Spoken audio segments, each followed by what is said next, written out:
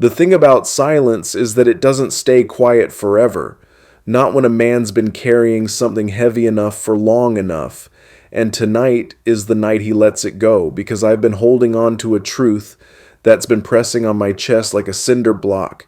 And I'm looking straight at you now, saying I can't carry it anymore. I can't pretend it doesn't haunt me every time I close my eyes and see that night again, the night everything went sideways, the night Charlie Kirk disappeared, and the world spun itself into 1,000 rumors, and none of them even came close to what actually happened, because I was there, and I saw it play out in a way nobody would believe, and maybe that's exactly why I never opened my mouth until now.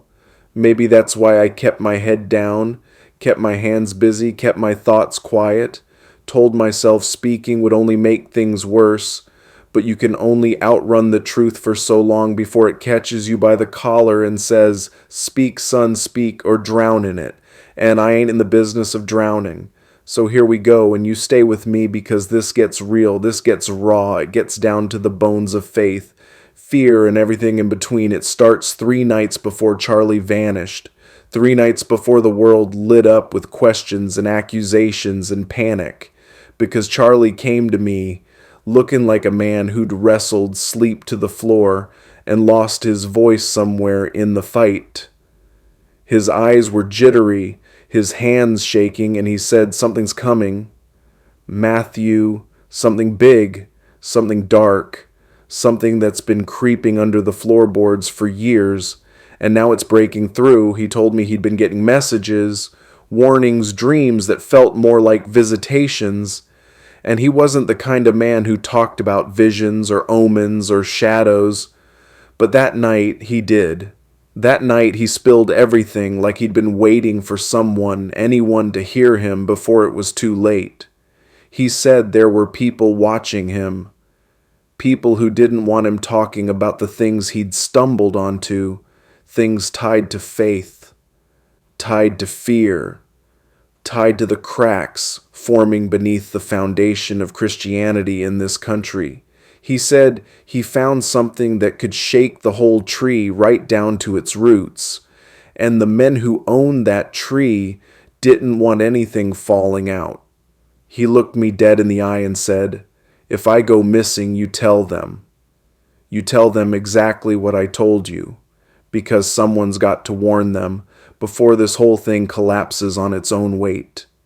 And I remember feeling that cold slide down my spine, the kind that tells you a man ain't exaggerating, he ain't acting, he ain't looking for attention.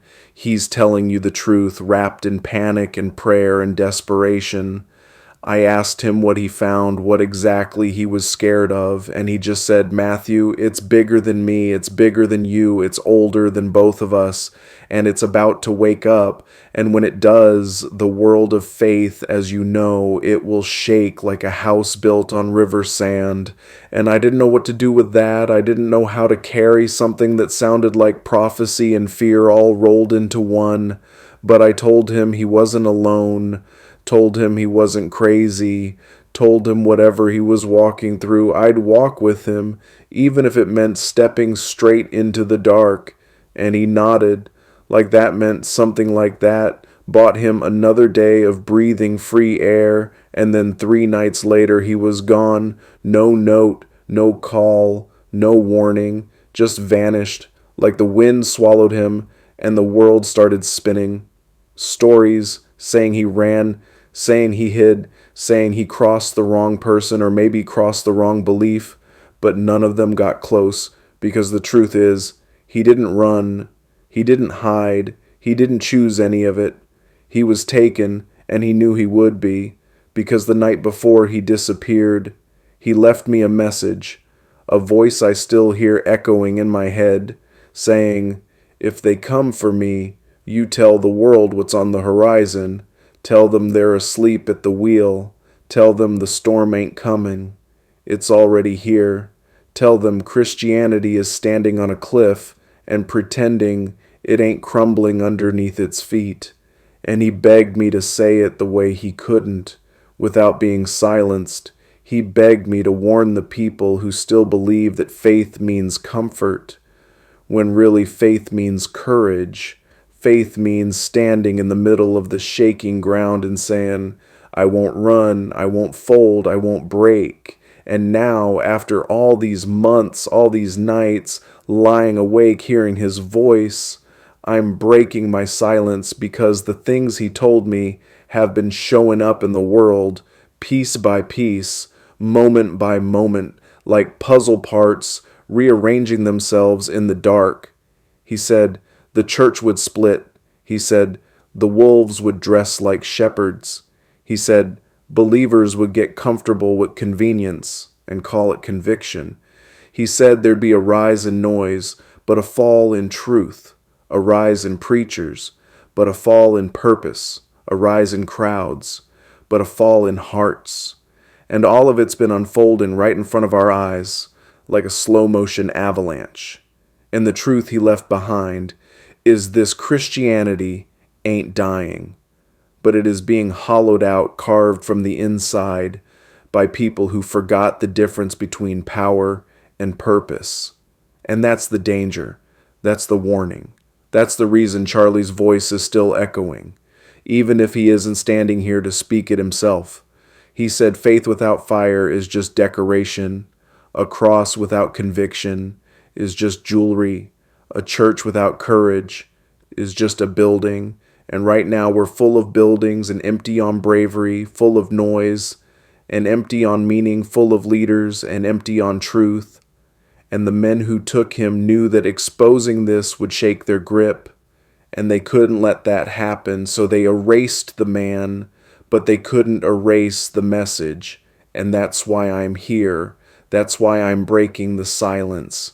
That's why I'm looking straight into the lens, telling you with every breath I've got that if you're a believer, now is the time to wake up. Now is the time to stand up. Now is the time to look past the polished lights and the pretty sermons and get back to the heart, the grit, the guts of what faith really is. Because the warning he gave wasn't about doom, it was about direction, not about fear, but about focus. And he said, if believers didn't rise together, then the hollow places would grow bigger, the cracks would spread wider, and the darkness slipping through them would swallow whole generations. And he wasn't wrong. He wasn't exaggerating. He wasn't dreaming in panic. He was seeing what's been unfolding in real time. And now I'm here calling it out, because silence ain't saving anybody and the storm ain't slowing down. And you deserve to know what kind of world you're walking into, because you've got a choice. You can keep pretending everything's fine, keep scrolling, keep sleeping, keep letting the loudest voices tell you what faith should feel like. Or you can take this moment, take this warning, take this truth and say, not on my watch, not in my house, not in my heart.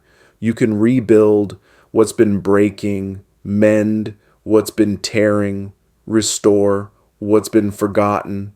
And if enough people do that, if enough people listen, then the hollow places can be filled again, and the cracks can be sealed, and Christianity can stand on solid ground again, the way it was meant to before men started carving their names into stone and calling it sacred. Charlie Kirk didn't die in this story. He disappeared into the shadows of people afraid of the truth, but the truth didn't disappear with him. It's sitting right here in front of you, alive loud, and waiting for you to do something with it. Because faith ain't passive. Faith ain't decorative faith, ain't a Sunday habit. Faith is a fight, a fire, a force. And it's time to light it again before the darkness gets too bold, before the wolves get too comfortable, before the silence becomes permanent. So this is me honoring what he asked me to do.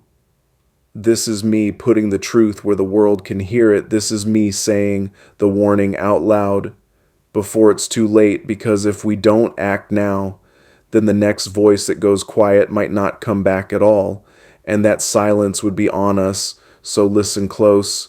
Wake up, dig deep, stand strong, and don't you dare let the darkness take another step without you pushing back, because faith is worth fighting for, truth is worth shouting for, light is worth defending, And this warning wasn't given to scare you. It was given to save you, and now it's yours to carry, yours to protect, yours to wake up to, yours to keep alive.